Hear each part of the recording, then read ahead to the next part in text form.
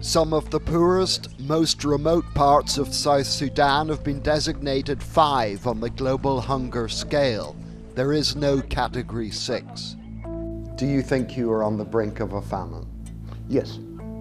Children's upper arms tell the tale. The red zone signals acute malnutrition. It's devastating when you get to see the level of malnutrition children are going through. It took 4 flights and a boat ride on the White Nile to reach the starvation zone. A conflict is preventing food aid getting through. We find communities unable to fend for themselves. South Sudan has spent its short life limping from crisis to crisis. Conflict and famine have claimed something like 400,000 lives. It was reasonable to assume that this village hospital in South Sudan's Upper Nile State was abandoned years ago, left to fall into disrepair. Only it wasn't. In a small dilapidated ward, we found a lone patient and his worried son. The medical facilities were basic, to say the least. The man said he'd been beaten up. The entire village looks like it has been as well. It's a place that leaves the impression it's been left to fend for itself, but can't. In this part of Upper Nile State, a child's upper arm tells the tale.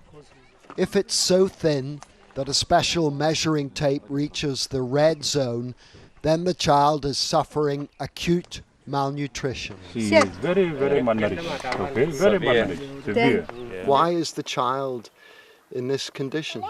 The child is in this condition because one of the reasons, maybe the mom, she's not producing enough milk for the baby. This one is not good. There is enough red tape in Upper Nile State for parts of it to have been designated 5 on the global hunger scale. There is no category 6. For now, starvation is affecting individual households, but if it extends to an entire area, then a famine will be declared here. Do you think you are on the brink of a famine? Yes. During this war, people doesn't cultivate. Because you cultivate when you have a full security. But we don't have full security in those areas that I mentioned. The places that are 5 on the hunger index are so remote that traveling from the Middle East, it took 4 flights to get to the region. Then came a 4-hour boat ride. 500 miles south of where it converges with its blue namesake, we were on the White Nile, so called because clay sediment makes its waters pale. Today, the great river is this starvation zone's only reliable lifeline. The collapse of the village water main means people have to drink from the Nile, wash in it and everything else. 4 months ago, several homes were burned down and people killed as anti-government rebels attacked here. Soon afterwards, a boat like this World Food Programme vessel was also attacked. Since then, aid agencies have not felt safe enough to make any more food deliveries here. Then there are the floods that have prevented cultivation. Add to that abject poverty, and you have a region that's hungry but abandoned because of conflict, making it a microcosm of this entire country. South Sudan has spent its short life limping from crisis to crisis. For 13 of its 15 years of independence, there's been a civil war or strife. Among the world's nations, it is truly the most troubled of teens.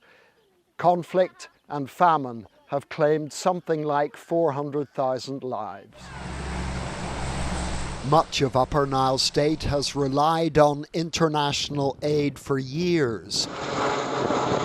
But today, airdrops and other food deliveries are only taking place where the fighting has died down. Local aid groups continue to try to operate where the conflict persists, but it's distressing for helpers like Manyang to see what's happening to their own people. It's devastating when you get to see the level of malnutrition children are going through, the level of penury, the level of poverty, and yet you have no power to make any meaningful change in the life of these children. It hurts.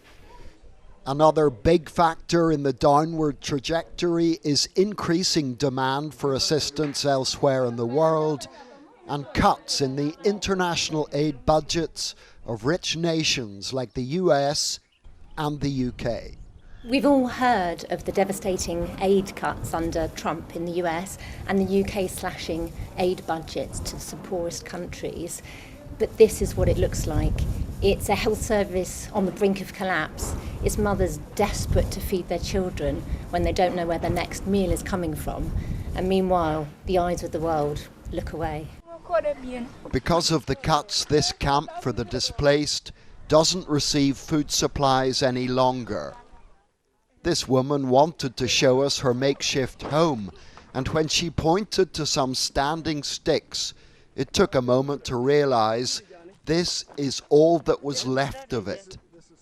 Natalie is a widow who, with her 6 children, fled home because of flooding, only to have their temporary accommodation blown apart by a torrential storm. When I asked her about the future, she said she had no hope for her children, but that ultimately God would decide.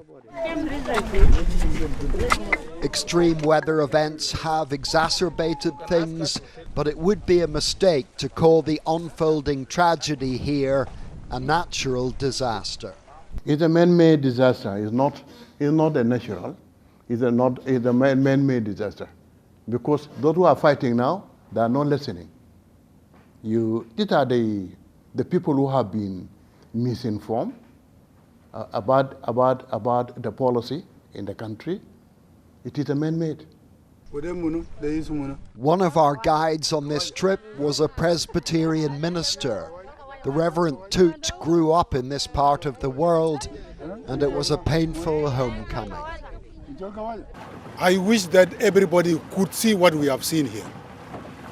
The looming famines, the insecurity, the lack of food, the rain, the flooding. These are too many things. It has to stop. Right now, the future looks bleak. South Sudan can't stop the nosedive on its own, and the ability of international aid agencies to help is waning. There are warning signs everywhere, but the most compelling one is the amount of red tape.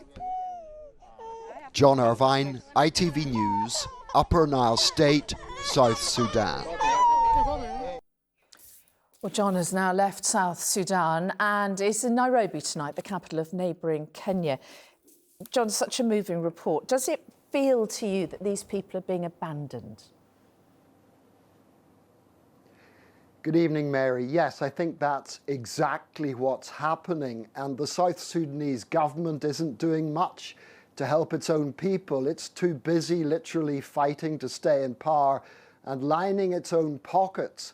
One of the most disgraceful aspects of this man-made disaster is the fact that South Sudan is not actually a poor country. It has huge oil and mineral wealth, but the profits are funding the lives of the elite. Ordinary people aren't getting any benefit, and consequently they remain amongst the most deprived people in the world. The writ of the government doesn't actually extend to Upper Nile State. There are no services there. Consequently, people have become reliant on the international aid agencies and principally the United Nations World Food Programme. But there have been attacks on aid workers in the trouble spots that we went to, the conflict zone. Those attacks mean aid workers don't go there anymore. There are no more food deliveries. And as we know, the actual food stockpile, Mary, it's diminishing because of cutbacks in the aid budgets by the rich Western nations like the United States and the United Kingdom. The experts are very worried about the near future, and they're warning that if the trajectory doesn't change, then upwards of 7 million South Sudanese, more than half the country's population, could face a hunger crisis or worse by the end of July. John Irvine in Nairobi, thank you